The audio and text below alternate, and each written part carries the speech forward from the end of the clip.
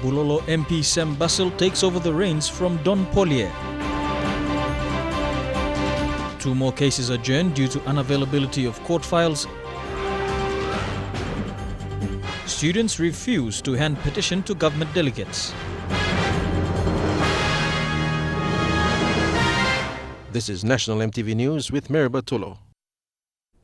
Good evening and thank you for joining us for Wednesday's news.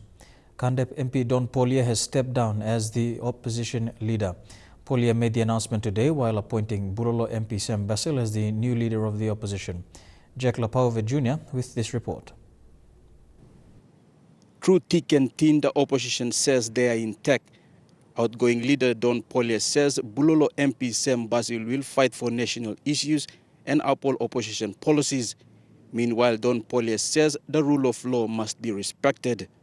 Once you play up with this and you allow the laws to be broken and breached and abused and bent and all that kind of thing, you don't have a sovereign nation anymore, because then you'll find laws will be broken, people will be lawless, and even outsiders will take advantage of this.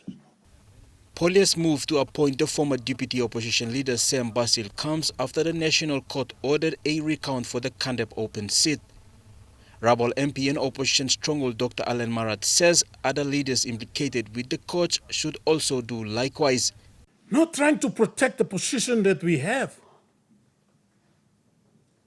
Positions that we, all members of parliament hold, belong to our constituents, belong to every individual person in our districts, in our province.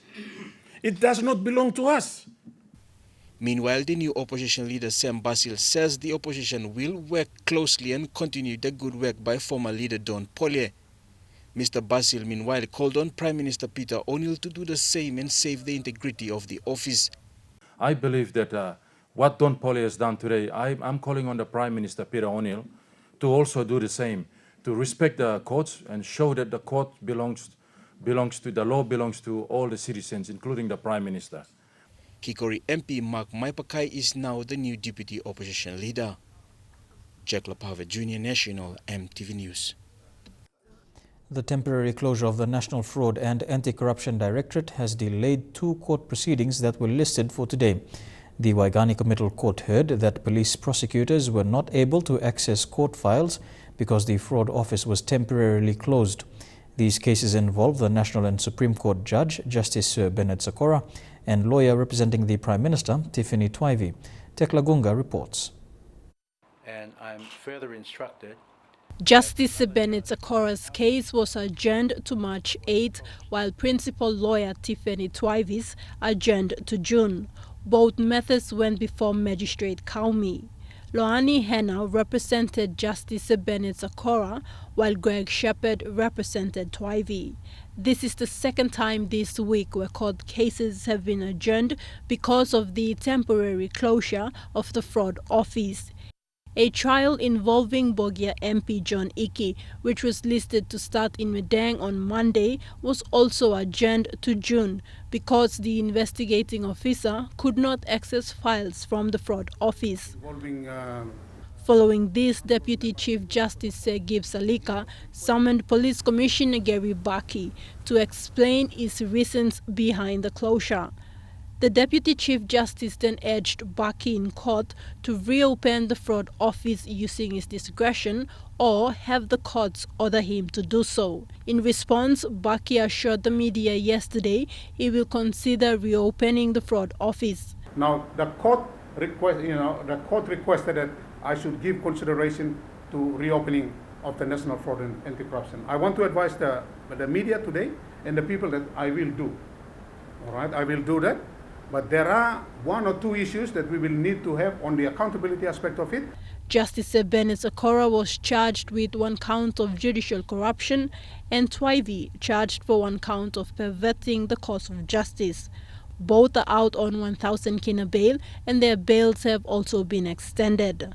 Tekla Gunga, National EMTV News. The Morobe provincial government is digging deep into its internal revenue to pay for services and new infrastructure. Budget cuts and decisions from the national government has caused ripples affecting lay businesses and ultimately service delivery.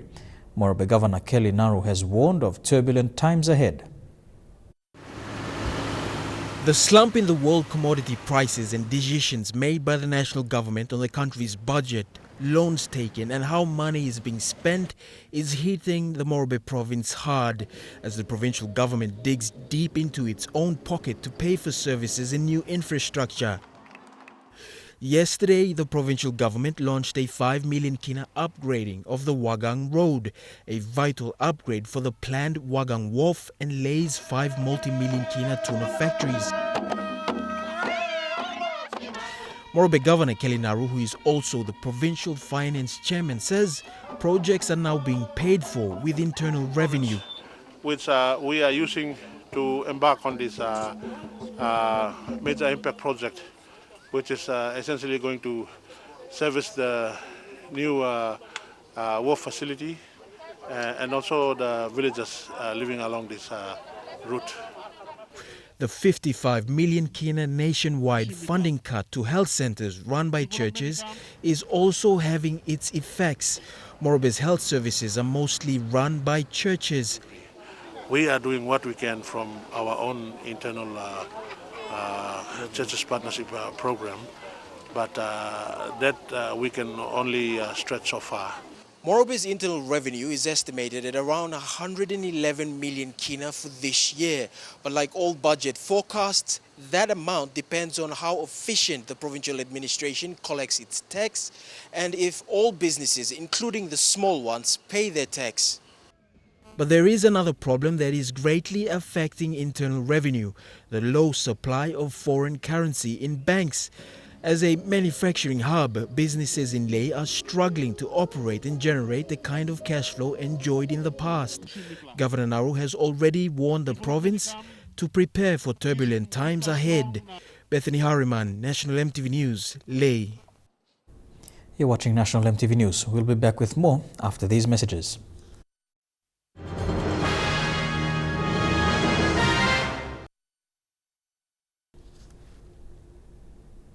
Welcome back to National EMTV News.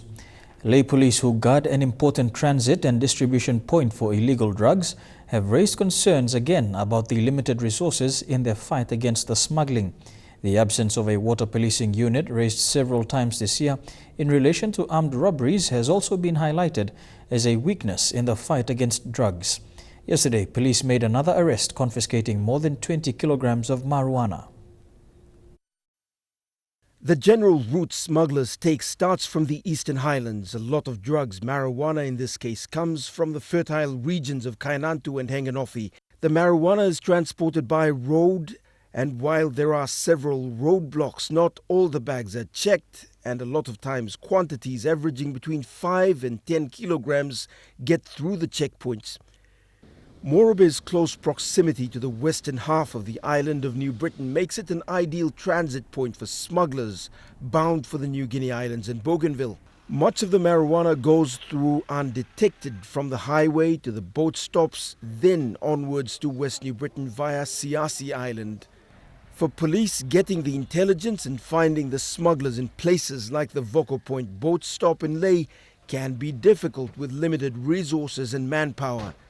Yesterday, another arrest by airport police. 22 kilograms confiscated. The smuggler appeared in court this morning. Every month, according to the Ley Drug Squad, between 5 and 10 shipments of marijuana are confiscated and the smugglers arrested and charged. But that's just the tip of the iceberg. Smugglers have told police that much of the marijuana that passes through ends up in the hands of foreigners in logging camps. Scott Waide, National EMTV News, Ley. 11 families in the Bumbu Police Barracks in Ley have been without electricity for nearly a decade after electrical cables fell into disrepair over the years. The 11 houses had to connect electricity from the single quarters to power their homes. While risky, it provides a limited amount of light for the families of policemen and policewomen. This is Renee Murub. She and the other 4 siblings live here with their mother, a sergeant with the Family and Sexual Violence Unit. She has been living in the barracks since she was a little girl. Their house has had no electricity connection for as far back as she can remember. 3 months ago, their mother engaged an electrician to fix the problem. The contractor didn't complete the job. Making work contractors come, but stop again no come. Stop. The families have been using power from the single quarters.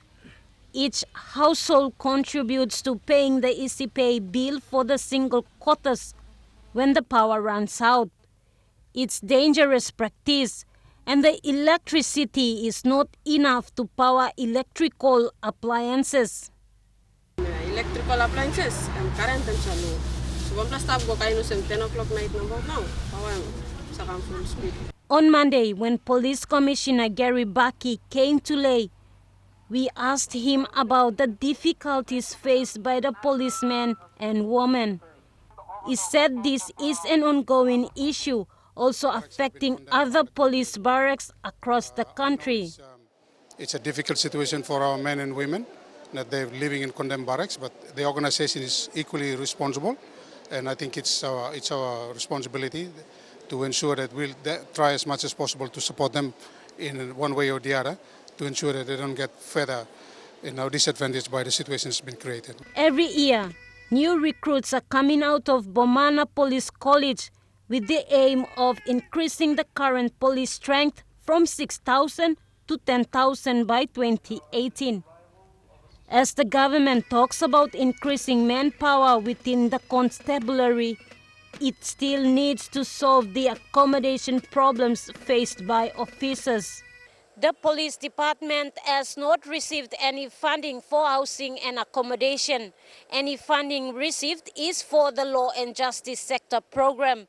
As a result, police continue to use the same buildings and other infrastructure that were built by the colonial administration in the 1950s and 1960s. Mata Luis, National EMTV News, Ley. Morobe Health Division is working with limited support to deliver health services for the people of Morobe. Health workers are now on the ground conducting immunization for measles and polio vaccines. The rollout is expected to reach all districts targeting children up to the age of 5. Morobe Health Advisor Micah Yawing says the Provincial Health Division was given 1.75 million kina in grants by the national government. But with 9 districts and a population of over 400,000, Yawing says the funds made available cannot fully achieve the province's healthcare plans. All the 9 districts should be covered. So at this point of time, the Ley district is now doing the full immunization program now. So in terms of budget, in terms of vaccine supply, in terms of cold chain system is in place now. We're facing problem in terms of funding because in terms of there are 3 sources of funding. One is the functional grant, which is common grant to Morobe province, and then internal revenue, and then other support from our donor agencies like World Organization coming in to support. Unfortunately, we have not enough money because of the cut in budget. The National Health Department will work closely with the Medical Board of Papua New Guinea and other stakeholders to ensure the Bachelor of Medicine and Bachelor of Surgery program offered by Divine Word University is achievable. Health Secretary Pasco Kase says that there is a critical need for more doctors in Papua New Guinea, and Divine Word University will be supported to ensure this program is delivered. The Health Secretary has welcomed the opportunity offered by Divine Word University to train more doctors. Mr. Kase said discussions have been ongoing to support this MBBS program that will help address this area of critical need. But for us as a department, we do need the services of more doctors and more nurses to come into the workforce. So I think there's a lot of potential for the institution that is being proposed by the Divine Word University management, and we will be considering their proposal next week on the 10th of May. Mr. Kase said the Health Department was aware of the requirements to meet the standard and quality of delivery. However, with the 40 doctors graduating every year, this figure is insufficient and still cannot cater for PNG's increasing population.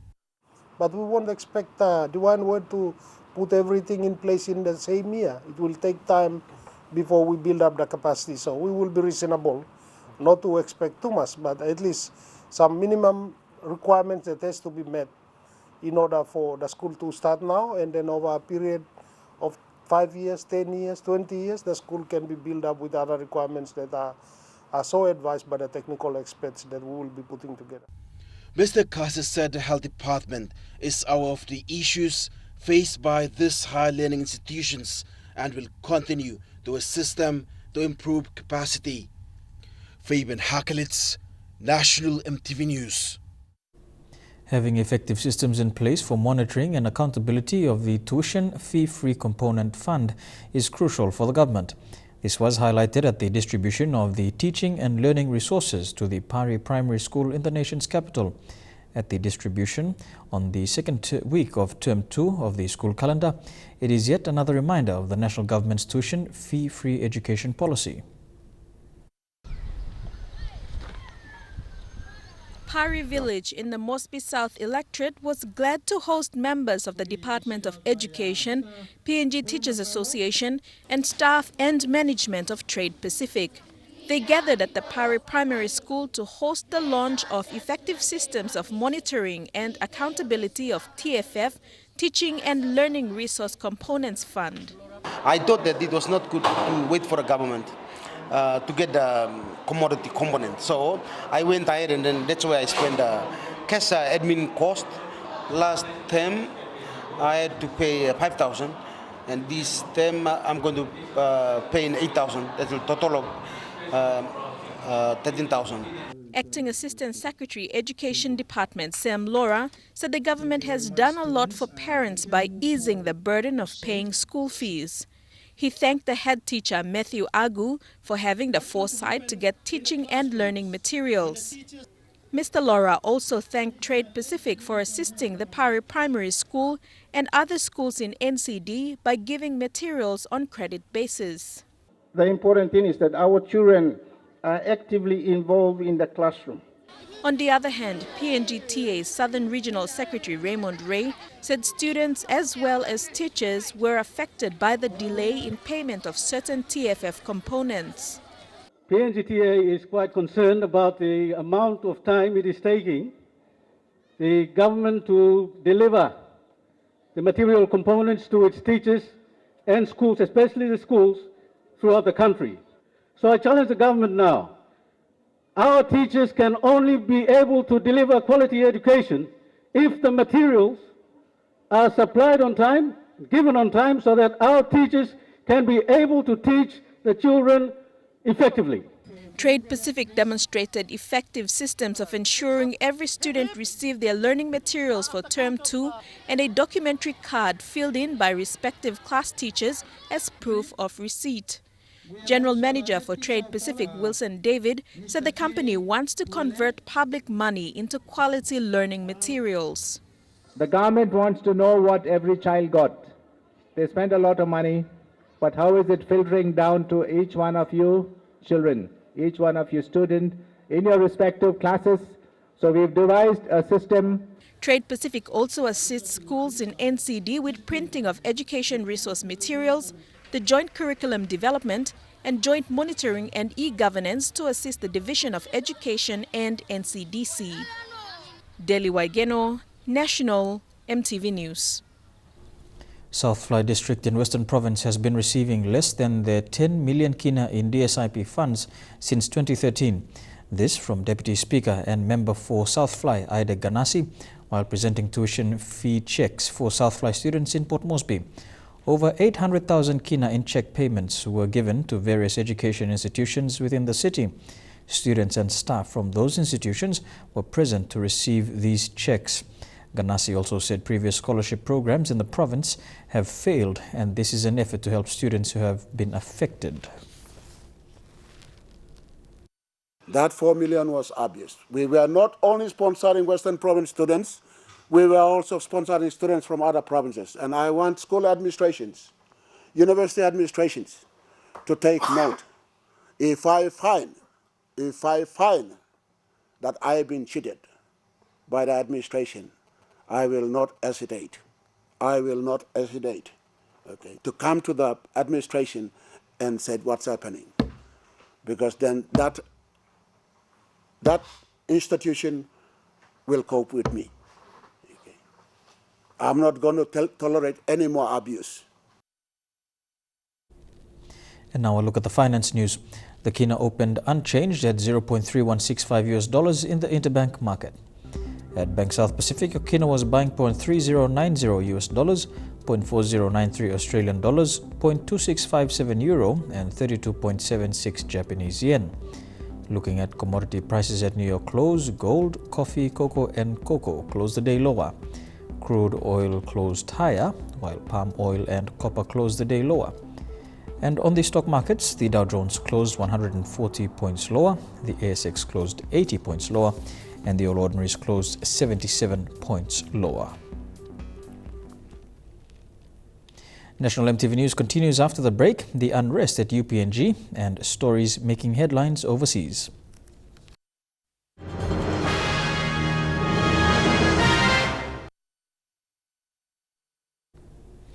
Welcome back to National EMTV News. Turning overseas now, and as the world celebrated World Press Freedom Day yesterday, Egypt's press syndicate held a news conference to denounce the recent arrest of journalists in Cairo. Egyptian police raided the press syndicate and arrested 2 journalists who criticized the government. A number of journalists began a sit-in inside the syndicate later that day to protest against the raid. The Interior Minister confirmed it had arrested the journalists who'd worked for the opposition website inside the syndicate. Journalist and Dostor Party spokesman Khaled Dawood said the raid was illegal. The ministry violated the laws organizing the entry to the headquarters of the press syndicate. Article number 70 of our internal laws state that in case police wants to enter the building, they have to seek the permit of the head of the press syndicate, and he has to be present or send a representative. This was not respected at all. The press syndicate condemns the government's actions and is now demanding the country's interior minister resigns. As the world celebrates World Press Freedom Day, the syndicate has been cordoned for several days and thugs continue to wait outside of its entrances and exits. And that's a tragedy, not only for the security apparatus, but a national tragedy, because this is not a brawl between the syndicate and security, but with all of Egypt, and we should know that very well.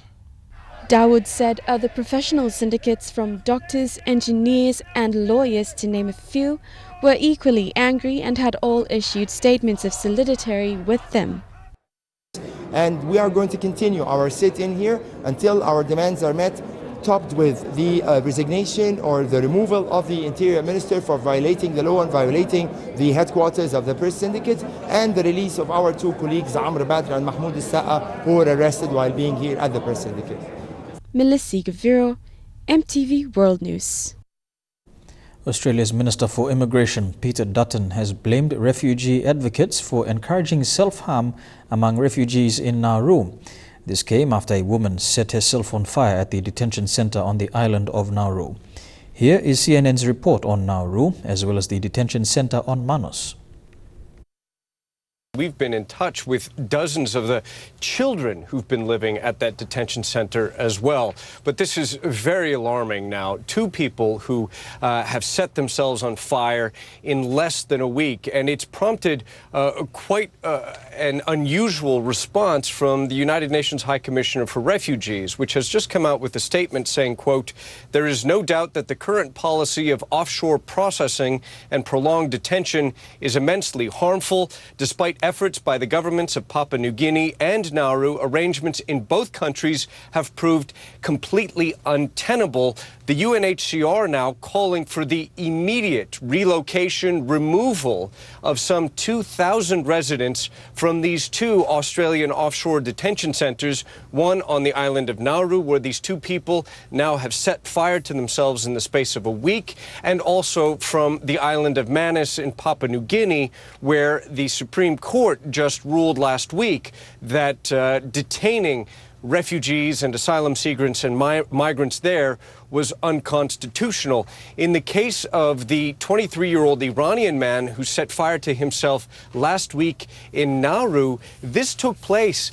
There were eyewitnesses from the UNHCR who were making a visit to the detention center when that man set himself on fire, and then he died several days later after being airlifted by Australia for emergency medical care. At this stage, the 21-year-old Somalian woman named Hadon Yassin, she has also been airlifted to Australia and is suffering some very grievous, very serious injuries as a result of that desperate act. The United States and Russia have agreed to add more personnel in Syria to help enforce the fragile ceasefire. The biggest challenge appears to be extending the truce to include Aleppo, which has seen a sharp escalation of violence in recent weeks. Fresh airstrikes pummel rebel-held areas of Aleppo, still reeling from last week's hospital attack. Chilling video footage captures the final moments for Aleppo's last pediatrician, among 50 killed when the U.S. says the Syrian regime deliberately targeted the medical facility. The attack on this hospital is unconscionable under any standard, anywhere. It has to stop. Acknowledging the Syria conflict is out of control, Secretary of State John Kerry is in Geneva on a desperate push to salvage a crumbling ceasefire and restart peace talks. An ongoing process that relieves the people of Syria from this devastation, from this day-to-day killing machine that is being unleashed by the Assad regime. Local truces announced last week by the U.S. and Russia did not include Aleppo, where hundreds of civilians died in the last week alone. Russia continuing to support the regime's campaign to retake Aleppo and strengthen its hold on northern Syria. Once you encircle Aleppo, they would think that they could squeeze it, and therefore eventually taking it over as they have other areas they've besieged elsewhere. But today, the Syrian opposition vowed to fight back. If they are of a mind to continue breaking this truce, armed opposition and factions have a right to respond to that aggression. And its biggest backer, Saudi Arabia, said the world will not stand idly by. What is happening in Aleppo is an outrage. It's a violation of all humanitarian laws. The world is not going to allow them to get away with this. The Israeli newspaper Haaretz is reporting President Assad has used chemical weapons against ISIS. This follows reports the regime has used chemical agents against civilians since the ceasefire started. ISIS has also used chemical weapons on the battlefield in Aleppo, all very terrifying for civilians as the battle for Aleppo intensifies. You're watching National EMTV News. Up next, we'll have Trukai Sports. Stay with us.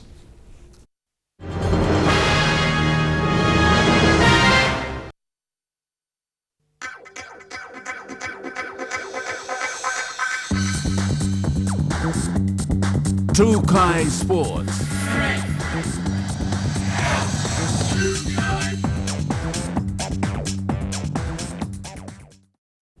Welcome to Trukai Sports.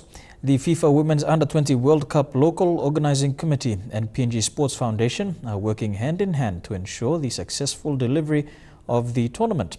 The OFC Nations Cup will be staged in May in Port Moresby, which will give the organizers the chance to test how they will manage logistics in November and also to test PNG's capability of hosting a world sporting event. Despite the lack of physical evidence on both the PNG Football Stadium and Bava Park in Port Moresby, Executive Director of the PNG Sports Foundation, Peter Chamlili Jr. has given his assurance that all venues will be ready for delivery to the local organising committee by the 13th of August. Despite not seeing evidence of the actual structure itself, the way in which we've created our team is a lot of the mechanics of putting together the structure itself are done out of sight, and that will be brought onto site when the time is right for those materials to get on site. And then it will be just a matter of assembling. There are, with Sir John Gar Stadium and I guess the National Football Stadium, there are minor works that will just need to adjust a little bit. to cater for that need, but it won't be as challenging as the 2 mini stadiums and the 17 field. To deliver these facilities on time, the foundation will be working hand in hand with the LOC and the Sports Ministry to meet certain requirements set by FIFA. There's documented stadium space guidelines which we're following, which we're working together with the foundation to deliver. In addition, FIFA requirements talk about the height of the grass. So the grass on a game day needs to be cut between 25 millimeters and 28 millimeters. So it's about communicating these minimum standards through to the user groups to ensure that there is uniform standards met across all of the facilities. With venues the least of their worries, the LOC's focus is also on meeting the operational demands. The OFC Nations Cup, scheduled for the 28th of May to the 11th of June, will provide an opportunity for the LOC to analyse their own preparations as well, with the logistics for the Nations Cup a test of PNG's capabilities in hosting a football tournament. Any football activity in Papua New Guinea between now and the World Cup is a trial. It's a test opportunity for us.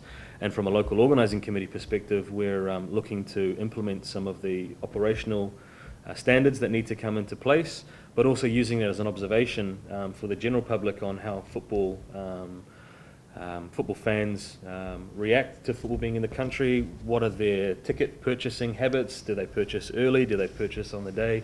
So it's really an opportunity for us to really see how football operates at a high level. It's the highest level event that Oceania football has in their calendar. Lorraine Genia, National EMTV Sports. Meanwhile, Executive Director of the PNG Sports Foundation, Peter Chamalili Jr., says the FIFA Under-20 Women's World Cup will be a huge boost for sports in the country. While the 2015 Pacific Games set the platform for regional sporting events, the staging of the World Cup in November will certainly assist Papua New Guinea as the nation aims to become the sports hub of the Pacific. Obviously, on the resume for sports in Papua New Guinea, having FIFA being part of that resume brings in a lot of credibility and integrity of the way sports is being administered in the country. We don't have all the answers on how we want to move with sports into the future, but having such an event of this magnitude will allow us to grow as a country and as a sporting nation. The event itself, apart from the World Cup of 2017, which is soccer, that will be held in 2017. This World Cup couldn't have happened at any other better stage than of this year, because it has now allowed us to tick the highest of standards you can have in any activity that deals with facilities and game management and field management and even team management. So by ticking all those boxes at the end of December 2016, 2017 is just an open book of whichever event that wants to come into Papua New Guinea, that we can confidently stand there and raise our hands and say that we can host those events. We'll have more of Trukai Sports after the break. Don't go away.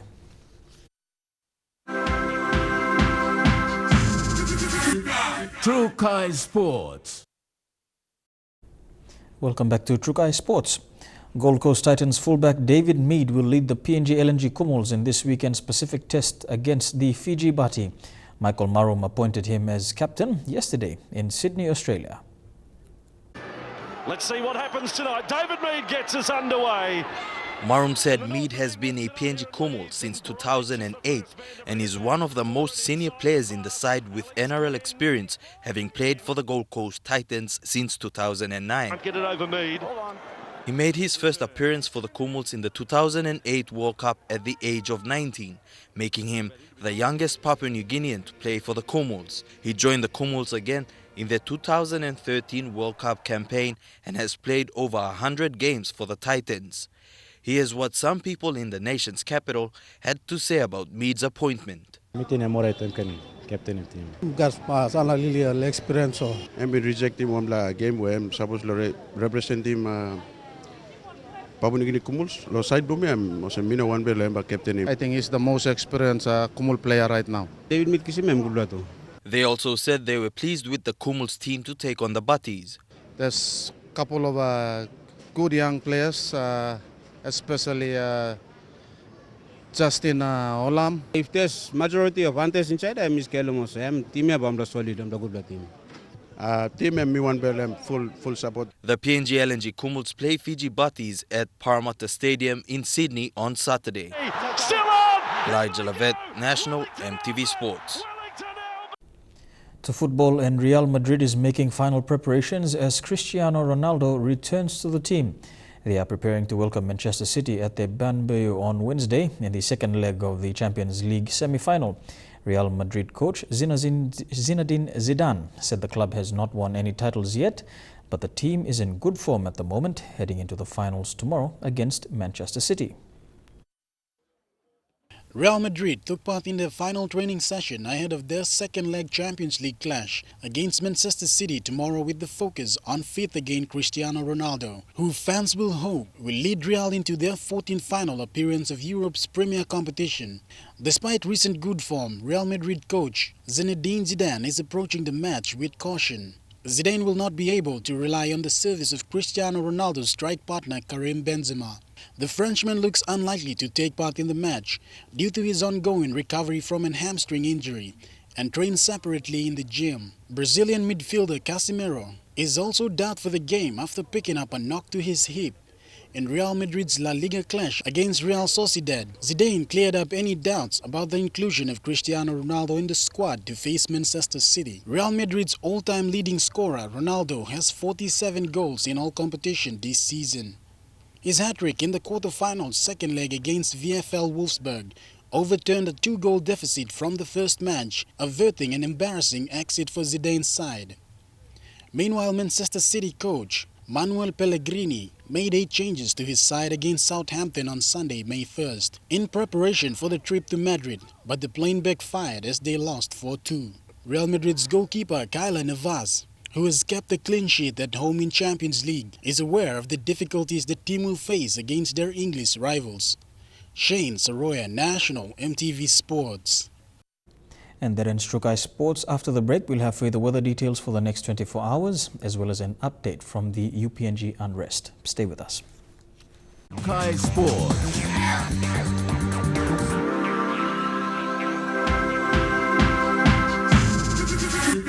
Trukai Sports.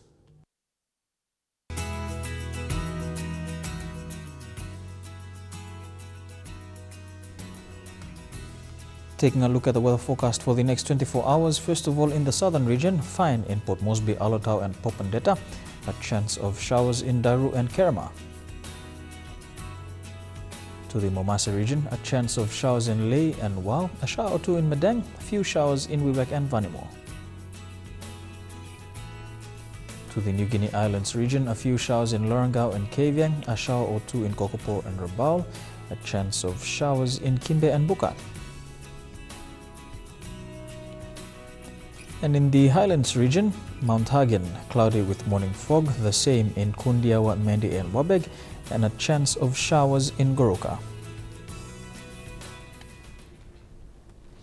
Unitec student representatives joined their colleagues at UPNG today to present their petition to the Prime Minister. The Prime Minister did not turn up. Instead, senior government ministers led by Higher Education Minister Malakai Tabar met with the students. Disappointed, the students refused to hand the petition to the government delegation. Contained in the petition is their demand for the Prime Minister to step aside and for Police Commissioner Gary Bucky to reopen the fraud office.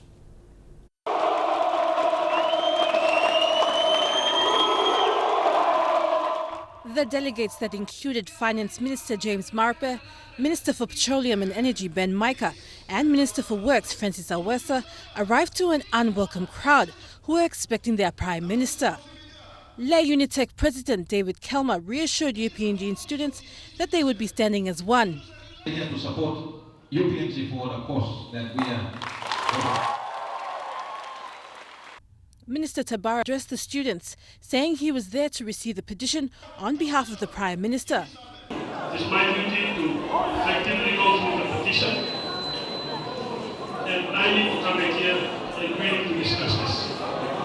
The UPNG SRC President Kenneth Rapa then responded to the rowdy crowd that he would allow the students to decide if the petition would be handed over.